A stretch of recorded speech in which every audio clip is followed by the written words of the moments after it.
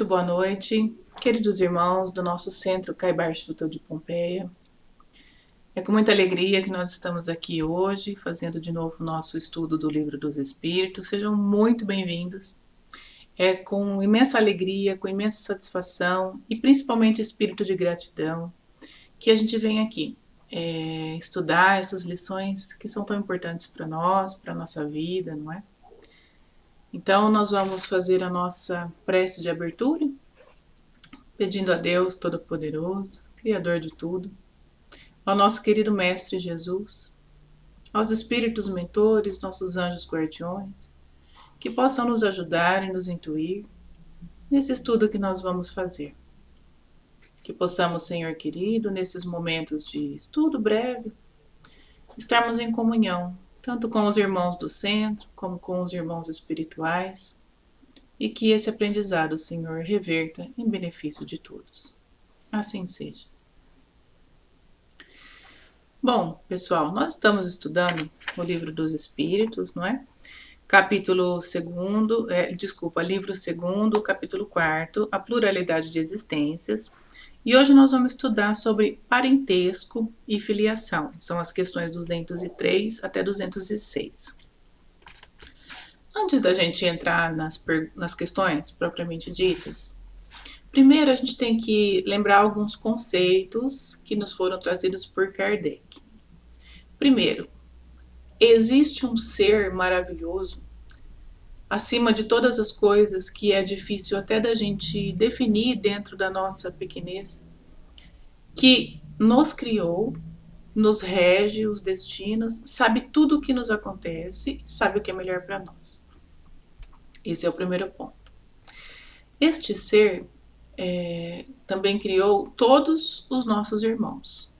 Então, do ponto de vista da criação, todos nós pertencemos a uma grande família espiritual, universal. Olhando desse ponto de vista mais ampliado, a gente consegue ver a dimensão que o amor deve ter na nossa vida, porque o amor deve ser cósmico, o nosso amor deve ser universal. Esse é o nosso objetivo de existência, não só dessa vida, de toda a nossa existência, desde que nós fomos criados até a nossa evolução. Então, isso é o que a gente deve buscar sempre na nossa vida. Bom, colocando esses princípios, né, que devem reger a nossa vida, lembrando que esse Deus é um Deus soberanamente justo, bom, onipresente, onisciente, e que cuida de nós o tempo todo. Com base nesses princípios, nesses pilares, é que a gente deve olhar para as nossas vidas. Do ponto de vista espiritual da reencarnação, temos que considerar sempre que nós temos vidas. A gente entra e sai na vida corporal muitas vezes. Nós tivemos e teremos muitas encarnações. Isso faz a gente pertencer a muitas famílias, em diversas condições. Famílias mais estruturadas, famílias menos estruturadas, famílias maiores, famílias menores. Todos nós pertencemos a famílias. Se nessa vida nós temos uma família que às vezes é pequena, diferente, nós já passamos por outras experiências e certamente passaremos por outras. Olhando desse ponto de vista, a gente vê que a família é um grande laboratório da espiritualidade para a gente poder tanto aplicar aquilo que a gente aprende, quanto aprender as coisas que a gente precisa. Porque nós somos aprendizes da vida, precisamos aprender a todo instante. E nada melhor do que a família para a gente aprender isso. A gente aprende no Evangelho que a caridade, os ensinos cristãos, todo o nosso comportamento se inicia na família, seja ela consanguínea ou não. Ou naquelas pessoas que, se a gente não tem parentesco consanguíneo, desempenham o papel de família com a gente. Disso a importância da gente estudar a família. Muitos itens do Evangelho, do Livro dos Espíritos e muitas obras espíritas falam sobre a família, sobre essa relação que deve existir e como a gente tem que vencer os desafios da família, porque a família é, às vezes, um desafio. É um prazer, é um desafio, porque nós somos diferentes, ninguém é igual, não é? Então, nessas perguntas do Livro dos Espíritos, ele vai falar de parentesco e filiação. Em primeiro lugar, nós temos que ver que uma coisa é a gente ter prazer, ter satisfação de estar, de pertencer a determinado grupo familiar. Outra coisa é a gente olhar do ponto de vista do orgulho. A humanidade teve e tem, né, ainda, às vezes é muito instigado isso, o orgulho de pertencer a determinada família. E nós vamos estudar aqui que não é esse orgulho que é buscado, não é esse o objetivo de a gente estudar as nossas famílias, não é esse o objetivo da gente descender. Não tem nada a ver com orgulho, não tem nada a ver com vaidade, não tem nada a ver com nome, não tem nada a ver com sangue. Tem a ver com o que a gente precisa para nos desenvolver nessa vida. Então, a primeira questão, 203, é assim, ó.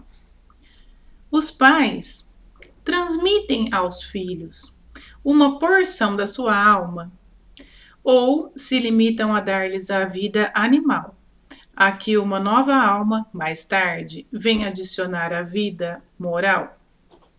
Então a pergunta é, os pais, né, nós tendo alma, porque Kardec já tinha, a essa altura do estudo, já tinha descoberto, não é, a matéria, a diferença entre matéria e espírito, e a alma, que é o espírito encarnado. Então ele está perguntando, nós, almas, né, espíritos encarnados que estamos aqui no corpo, quando temos um filho, nós doamos um pedaço da nossa alma para esse filho? O que vocês acham? Bom, a gente também aprende que o corpo deriva do corpo, ele vem do corpo, mas o espírito não deriva do espírito. O espírito, ele é pré-existente, ele já existia quando o corpo foi criado. Aliás, ele já existia muito antes, ele já existia, às vezes, alguns de nós, talvez, tenhamos participado do planejamento das nossas encarnações. Então, o espírito, ele pré-existe ao corpo.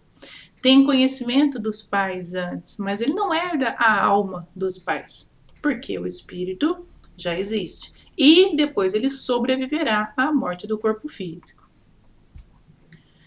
Então, considerando isso, o que será que os espíritos responderam?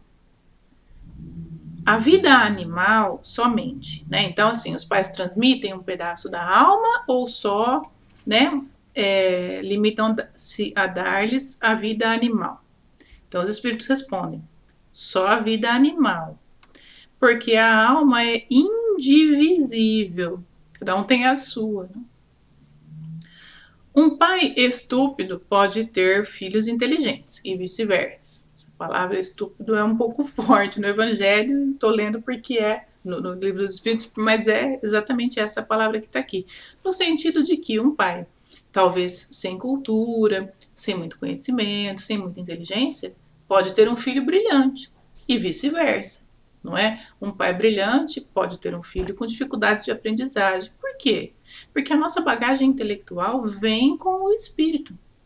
O que a gente vai aprendendo ao longo da vida, a gente vai somando e se utiliza na próxima encarnação. É a nossa malinha, né? A gente traz as recordações no nosso espírito, que não são lembradas enquanto encarnados, mas são patrimônios que nós adquirimos.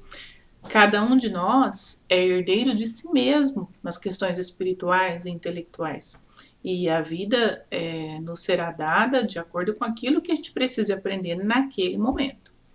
Então não tem, uma vez o Dr. Dantas brincou no centro e falou, não tem espiritinho, não é? Nós temos corpo pequeno, mas não temos espíritos que se desprendem do outro e vêm se somar a nós. Muito bem.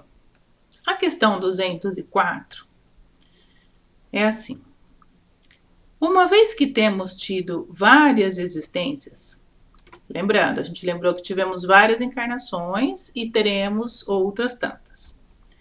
Então, uma vez que temos tido várias existências, a parentela remonta além da nossa existência atual? A nossa família, a nossa descendência é só essa ou tem outras? Então, os espíritos respondem: não pode ser de outra forma, porque nós já tivemos muitas famílias, né? A sucessão das existências corporais estabelece entre os espíritos laços que remontam às existências anteriores. Ó, a sucessão das existências corporais estabelece entre os espíritos laços que remontam às existências anteriores. Daí, muitas vezes, decorrem as causas de simpatia entre vós e certos espíritos que vos parecem estranhos. Ou seja, nós temos outra parentela, que não é só essa parentela dessa vida. E às vezes algumas pessoas que a gente acha que são estranhos, surge entre nós às vezes uma simpatia tão grande, não é? E a gente percebe que aquela pessoa nos é cara. Dizem que as almas se reconhecem. E às vezes a gente acaba de conhecer uma pessoa e tem uma afinidade tão grande com ela, então pode ser que ela tenha sim sido um parente consanguíneo nosso de uma outra vida, uma pessoa que a gente tem amado muito e que nessa encarnação agora está numa experiência diferente, com uma família diferente, assim como nós também estamos numa experiência diferente, com uma família diferente. Para quê? Para aprender a amar as outras pessoas que às vezes a gente ainda não ama como aquela pessoa, da mesma forma. Então, conforme a gente vai se melhorando, a gente vai sendo colocado em outros núcleos. Para quê? Para expandir aquilo que a gente aprendeu. E os espíritos mais evoluídos vêm reencarnar nas nossas famílias também, e ensinar isso para nós. Ensinar, como disse Jesus, quando a luz se acende, ela não tem que ficar escondida, ela tem que ser divulgada. E eles vêm para fazer isso dentro das famílias. Então, a resposta é essa, né? A sucessão de existência, sim, cria laços com outras pessoas. Então, a nossa parentela não é só essa, nós temos outros parentes de muitas outras vidas que nós já tivemos. A questão 205. Na opinião de certas pessoas, a doutrina de reencarnação parece destruir os laços de família, fazendo-os remontar às existências anteriores. Bom, então a Kardec está perguntando que para algumas pessoas, falar sobre reencarnação, falar que a minha família não é só essa de quem eu descendo, que eu posso ter pertencido a várias outras famílias, destrói os laços familiares. Será? Será que a gente, ampliando a nossa família, os laços são destruídos? Ou será que os laços que a gente realmente angariou, porque o amor é eterno, o amor não acaba. Os laços que a gente construiu com uma família, será que não são sólidos aqueles que são reais, baseados no amor? E os espíritos respondem: ela os estende, ou seja, a reencarnação estende os laços familiares, mas não os destrói. Pelo contrário, não é? Se existe um laço familiar verdadeiro, ele se perpetua pela eternidade. A parentela, estando baseada sobre as afeições anteriores, os laços que unem os membros de uma mesma família são menos precários, ou seja, são mais fortes. Quer dizer, cada vez que a gente vem numa família, aquela família dá certo e a gente aprende a se amar, aqueles laços são fortalecidos, são menos precários. Ela aumenta os deveres da fraternidade, visto que, entre os vizinhos ou entre os servidores, pode-se encontrar um espírito que esteve ligado a vós pelos laços consanguíneos. Então, isso amplia a noção de família. Sempre lembrando que o nosso objetivo é ter uma grande família universal. Esse é o nosso objetivo. Então, cada vez que a gente amplia esses horizontes, a gente está conseguindo evoluir um pouquinho. Não é raro a gente ler na literatura espírita quantas vezes que a gente às vezes reencarna como servo de uma determinada família mais abastada, como um vizinho, como um amigo, né? Quantos amigos a gente tem que às vezes estão numa posição familiar consanguínea, hoje muito longe da nossa, mas que são pessoas que vêm como verdadeiros missionários para ajudar a nossa vida. Quantos exemplos nós temos disso, né? De pessoas que são verdadeiros anjos da guarda reencarnados, que talvez tenham sido, sim, um pai, uma mãe, um irmão, um filho em outras vidas. E vêm para nos ajudar, não necessariamente naquela família consanguínea, mas fazem parte da nossa grande família espiritual. Aí, uma outra subpergunta, na questão 205. Ela diminui, entretanto, a importância que alguns dão à sua genealogia, visto que, por ter um pai, um espírito pertencente a outra raça e vindo de uma outra condição diferente? Então, a pergunta sabendo disso, a reencarnação diminui esse orgulho que às vezes as pessoas têm de dizer eu descendo de fulano, de beltrano, de família tal, família qual. Será que a reencarnação diminui essa importância? E os espíritos respondem assim: é verdade, diminui essa importância, porque visto que o espírito não descende do espírito, então não é tão importante você descender de um gênio, não é? Não é porque você é descendente de um gênio que você também vai ser um gênio. Então, ela diminui. Entretanto, a importância que é verdade. Mas essa importância se baseia no orgulho. Lembra que nós falamos no começo? Que isso tem mais a ver com orgulho, né, do que com coisas reais, né, do que benefícios reais que essa genealogia pode trazer. O que a maioria honra em seus ancestrais, nós que somos ainda espíritos imperfeitos, grudados aqui na matéria que nós ainda estamos, né? Então, o que a maioria honra e exalta nos espíritos ancestrais que a gente tem são os títulos, a posição e a fortuna. Alguém que coraria, que teria vergonha por ter como antepassado um honesto sapateiro, se gabaria de descender de um gentil homem debochado. Quer dizer, a gente às vezes não tem orgulho de um ancestral que foi humilde, simples, uma pessoa trabalhadora, honesta, que deu todos os exemplos que a família precisava. Não fala isso, não vê a importância do exemplo que ele deu. Mas se gaba de ter, às vezes, um bom vivan, um espírito que não era tão evoluído assim, e que não fez coisas tão boas, mas que era rico, né? Que tinha posses, que tinha fortuna, que tinha nome. Isso descende do nosso orgulho ainda. Isso descende da nossa ilusão tola de que é a matéria que conta. Conforme a gente for evoluindo, isso vai diminuir em nós, se Deus quiser, não é? Esse é o nosso objetivo. Mas o que quer que digam ou façam, não impedirão que as coisas sejam como são, porque Deus não regulou as leis da natureza pela sua vaidade. Ou seja, nenhum orgulho, sentimento aí de enaltecimento das famílias abastadas, ou nobres, ou mais ricas, ou de heróis, sei lá. Qualquer coisa que seja exaltada, que faça se exaltar a vaidade das pessoas, nada disso vai ser importante para Deus, porque Deus vê tão diferente, não é? A espiritualidade superior que nos ajuda vê tão diferente a formação das famílias e o que a gente precisa. Então, nada disso vai ser importante. Embora a gente pense assim, isso não vai ser importante. A respeito disso, eu queria só ler um capítulo, rapidinho, do livro Missionários da Luz, aqui do André Luiz, né? Esse livro é sensacional, né? Da série aqui do nosso querido André Luiz.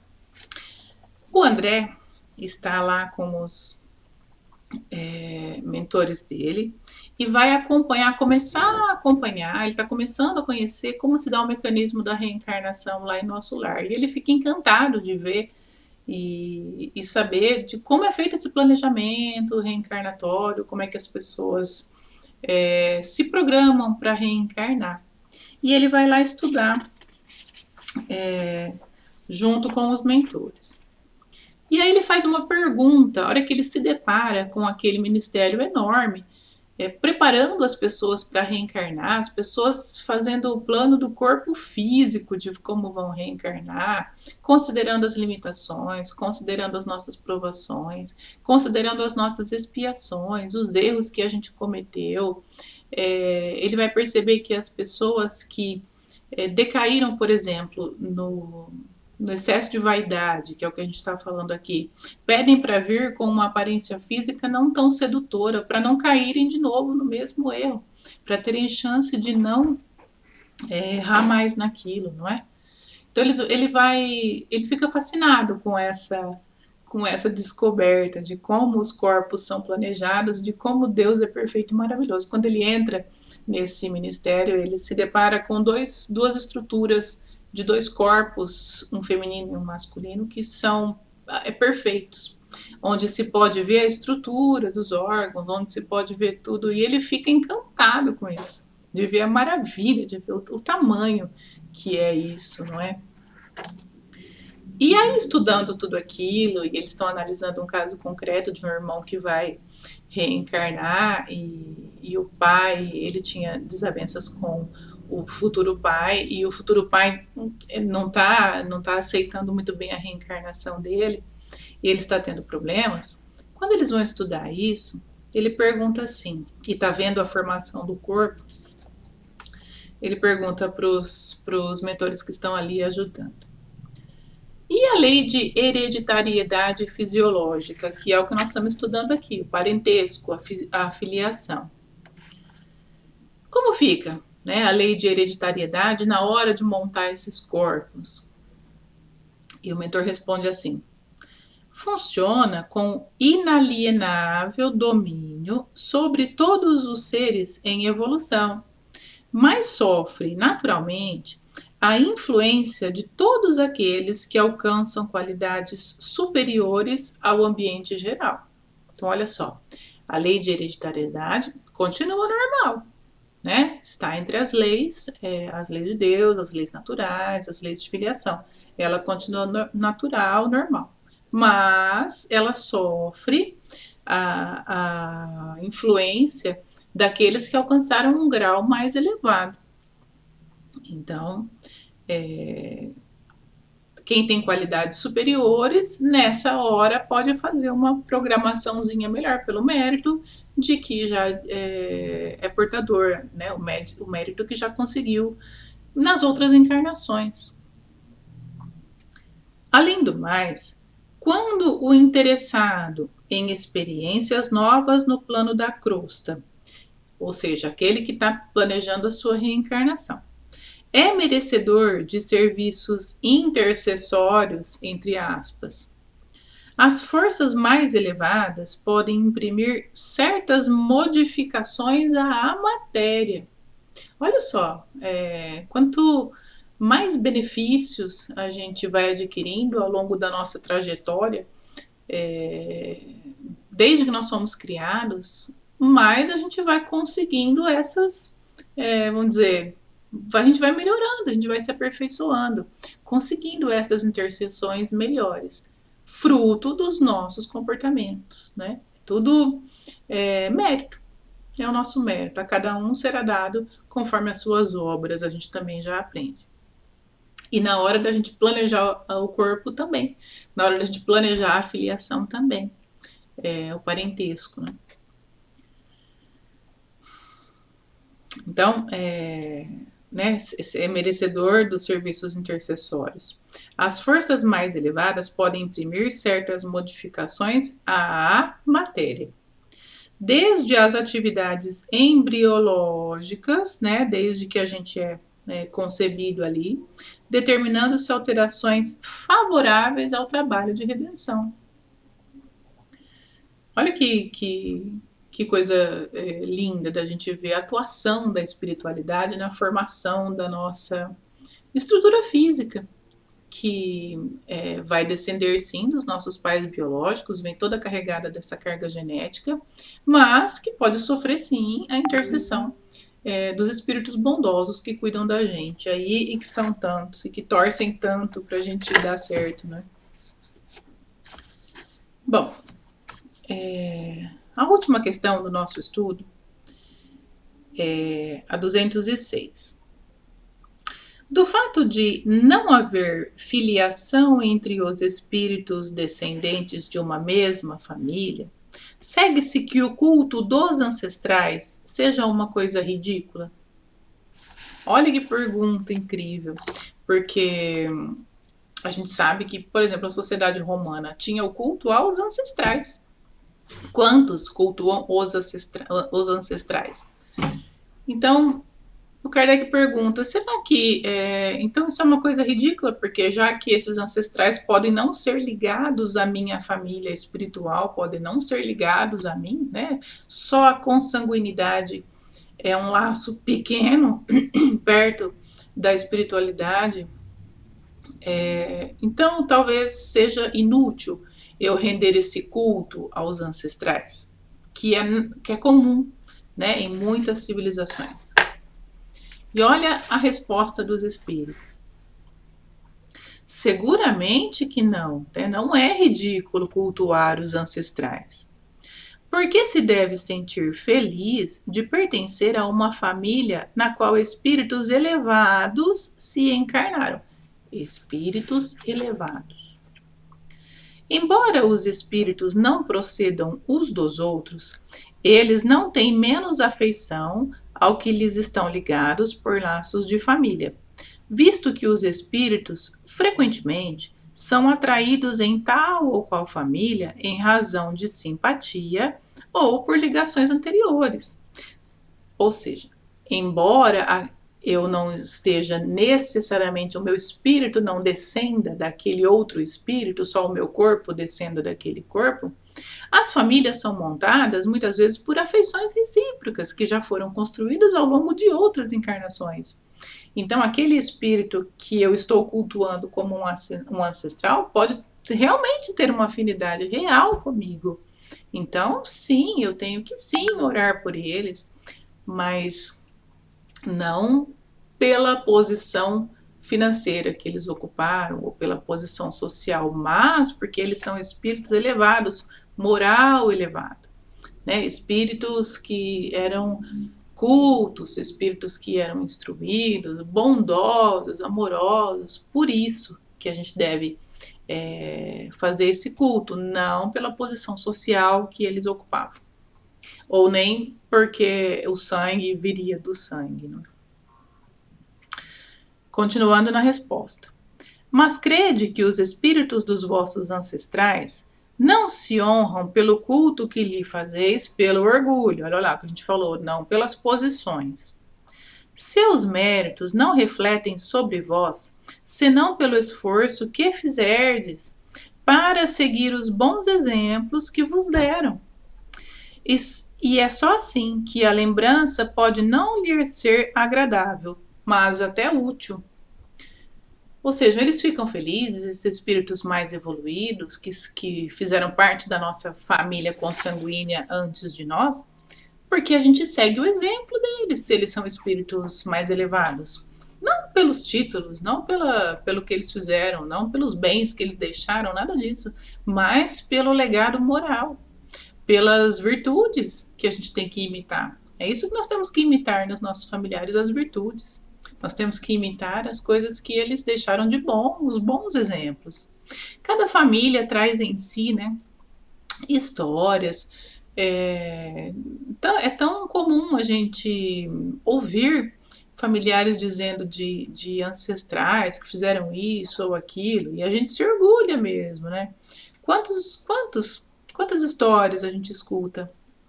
Mas isso tem que servir para nós de exemplo para nossa elevação espiritual, não para a gente ficar aí orgulhoso de posições materiais que são ilusórias, né? E a respeito disso, no mesmo livro,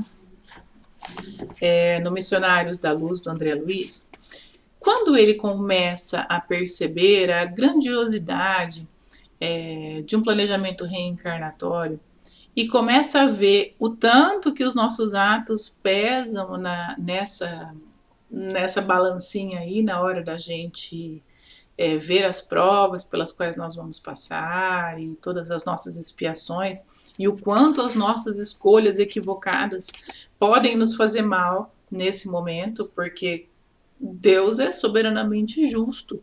Então, a justiça divina atua.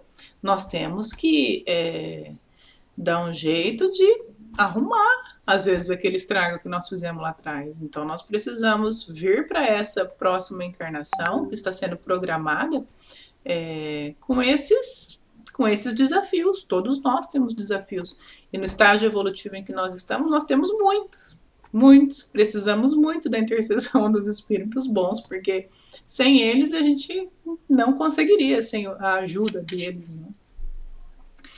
Então, ele começa a se lembrar da família dele, ele começa a se lembrar das escolhas da família dele, e se lembra principalmente do pai dele, que desencarnou numa situação difícil, e ele já tinha a notícia de que o pai estava numa zona espiritual inferior, acompanhado, né, de espíritos aí num grau inferior de evolução. E ele imediatamente se lembrou do pai.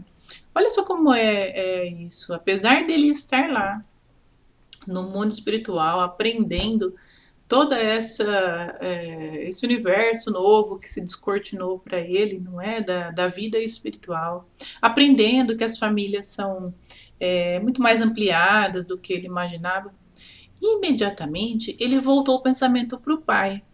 Por quê? Porque ele tem aquela ligação de afeto com o pai. Ele tinha o respeito pelo pai. E quando ele soube que o pai estava em situação difícil, ele se compadeceu do pai, porque amava o pai. E aí a gente vê a importância da família. Porque talvez esse amor que ele tem pelo pai, nós vamos estudar depois nas obras, quem continuar lendo as obras dele vai descobrir isso, é esse amor pelo pai que promove um monte de mudanças, é o amor pela família, né? Então ele passa a ver o mundo de uma forma diferente, aprender, e trouxe para nós esses livros que são tão maravilhosos, né? Tudo porque ele vai descobrindo os benefícios do amor. E aí ele imediatamente pensa no pai, quando ele está ali diante daquele planejamento reencarnatório, e ele fica um pouco constrangido e preocupado. E aí ele faz a pergunta para os mentores que estão ali. Ele pergunta assim, e aqueles que regressam, né? Então ele diz, recordei, porém, que o meu pai terrestre um dia voltará à experiência carnal, procedendo das zonas francamente inferiores, e indaguei. E aqueles que regressam à crosta, partindo das regiões mais baixas, terão o mesmo generoso auxílio? Ele pensou imediatamente na família dele terrestre.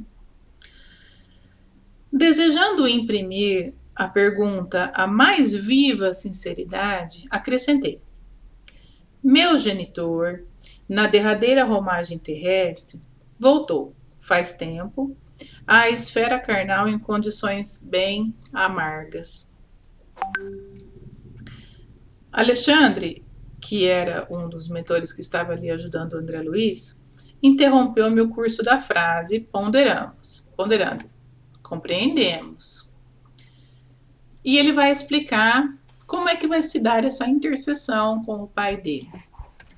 Se ele era criatura de razão esclarecida, ou seja, a pessoa que era inteligente já o suficiente, né, já tinha um intelecto um pouco mais desenvolvido, embora não iluminado pelas luzes do amor, da caridade. Então é aquele exemplo clássico que a gente estuda.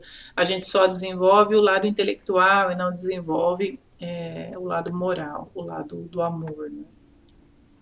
Então, se o seu pai era uma criatura de razão esclarecida, porém não iluminada, permanecia após a morte em estado de queda e não deve ter voltado à bendita oportunidade da escola física sem o trabalho intercessório e forte ajuda de corações bem amados de nosso plano.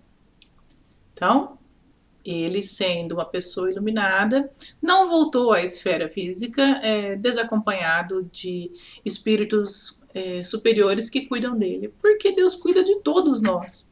Então, todos nós temos alguém olhando por nós o tempo todo. Então, ainda que ele fosse uma pessoa inteligente, mas não iluminada, ele voltou acompanhado da intercessão de alguém que era superior a ele, talvez um familiar, né? Numa outra vida, talvez um espírito simpático, mas que o ajudou a voltar. Nesse caso, terá recebido a cooperação de benfeitores situados em posições mais altas, que lhe terão endossado as promessas no serviço regenerador. Ou seja, esses benfeitores deram a ele o respaldo necessário e a força para ele conseguir retornar. Se ele foi, porém, outra situação, criatura em esforço puramente evolutivo, circunstância essa na qual não teria regressado em condições amargurosas, contou ele naturalmente com o abençoado concurso dos trabalhadores espirituais que velam na crosta pela execução dos trabalhos reencarnacionistas em processos naturais. Em face dos esclarecimentos do instrutor, entendi as diferenças e tranquilizei o meu coração. Gente, que bonito isso, porque seja numa situação ou seja em outra, os mentores deixaram claro para o André Luiz que o pai dele estava sendo assistido em todo momento. Ou porque ele era um devedor voluntário, né? A gente fala esses erros que a gente comete voluntariamente, ou porque ele era involuntário, porque ele era somente um ignorante, de uma forma ou de outra, ele teve a intercessão de pessoas boas, porque a espiritualidade está cuidando de nós a todo momento. Então, toda vez que a gente faz um culto a um familiar ancestral, que a gente ora pelos nossos familiares, e devemos fazer sim, porque afinal de contas, se não fossem eles, a gente não estaria aqui, porque o corpo é preciosa oportunidade de trabalho.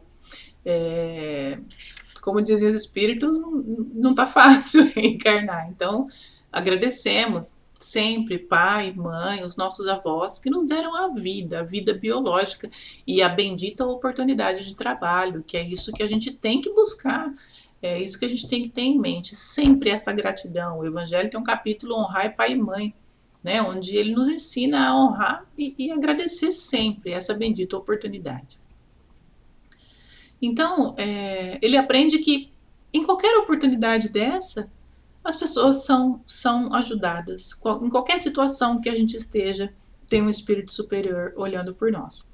E cada vez que a gente faz um culto a um ancestral, traduzindo esse culto ao ancestral como uma prece de agradecimento, como o nosso sentimento, né, realmente de gratidão por eles terem feito tudo que fizeram para a gente poder chegar até aqui e receber tudo que a gente recebeu, ou seja nas circunstâncias boas, ou seja nas circunstâncias ruins. Nada na vida acontece por acaso. Nós não estamos numa família por acaso. Nós não estamos num grupo por acaso. Estamos onde devemos estar, porque a justiça divina não erra de endereço. Estamos exatamente ali. A gente pode às vezes olhar para a nossa família e falar, nossa, eu não tenho nada a ver com essas pessoas que estão aqui, o que eu estou fazendo aqui? Tenho que fazer. Você tem o que aprender. Então, e aprender, em última análise, sempre aprender a amar, passando aí pelas nossas, pela tolerância, pela nossa, o culto das nossas emoções, passando pelas diferenças que nós temos com essas pessoas, que às vezes são grandes, diferenças grandes, passando aí pelo nosso orgulho, passando pela nossa vaidade, e aí galgando todos os degraus, não é, da nossa evolução. Devagar, porque a gente tem que olhar para a nossa experiência do ponto de vista da imortalidade. Nós somos espíritos eternos. Fomos criados por Deus para a eternidade. Não precisamos ter pressa. Então, se a família hoje, se o parentesco hoje lhe parece estranho, difícil, um obstáculo às vezes intransponível, ore a Deus, ore a Jesus e ore a esses espíritos que estão aqui, que são os patrocinadores das nossas reencarnações e que estão lá o tempo todo para nos ajudar, para fazer a gente evoluir, para fazer a gente conseguir passar pelas provas a que a gente se dispôs a passar. Nós não estamos sozinhos. Além da gente ter um anjo benfeitor designado por Deus para estar com nós a todo momento, nós temos toda uma estrutura, não só familiar consanguínea, ainda que a gente não tenha uma família consanguínea, sempre temos alguém que fez o papel de um familiar, que nos ajudou, ou aqueles que infelizmente sofrem a dor do abandono, sempre tem alguma coisa para aprender, nada é por acaso. Então, ainda além dessas pessoas físicas da retaguarda, nós temos os espíritos na nossa retaguarda nos ajudando. Não só o nosso anjo guardião, temos os espíritos protetores familiares, temos os nossos ancestrais, temos esses espíritos superiores que tanto nos ajudam e nos iluminam em todo momento. E acima desses, temos Jesus, o nosso irmão maior. E acima de tudo isso, ainda temos Deus. Olha, gente, como nós estamos amparados. Olha como a gente tem que olhar para a vida e sorrir e agradecer sempre a bênção de estar vivo. Na família em que a gente estiver, com os irmãos que a gente estiver, nas situações em que a gente foi colocado. Sempre, sempre agradecer todos os dias a bênção de estar vivo. Sempre me emociona muito uma passagem do Divaldo, quando ele fala que a primeira coisa que ele faz, todos os dias que ele acorda, é obrigado, meu Deus, ainda estou mais um dia na carne. Então ainda tenho a oportunidade de hoje fazer diferente de ontem. Fazer melhor. Tentar não errar no que eu errei ontem. Tentar construir laços mais fortes com essa família que eu estou aqui agora, que vai se tornar no futuro a minha família espiritual, como outras que eu deixei passar, não é? Bom, queridos, era isso. Acabei até me estendendo mais do que eu queria, mas a mensagem era essa. E vamos encerrar agradecendo a Deus, agradecendo sempre a sua bondade, a sua infinita misericórdia, que nos permite esses estudos, esse momento de iluminação interior, que nos delegou esse irmão maravilhoso, Jesus, que tanto nos ajuda, que tanto nos guia o caminho, que ilumina as nossas vidas, que nos dá fé, que nos dá esperança. E agradecer principalmente essa grande família espiritual que atua em benefício de todos nós que estamos aqui encarnados e que somos tão pequenos e tão devedores. Muito obrigada, Mestre Jesus querido. Muito obrigada, irmãos queridos. Fiquem todos com Deus. Uma boa noite a todos, uma boa semana. Até o nosso próximo estudo. Assim seja.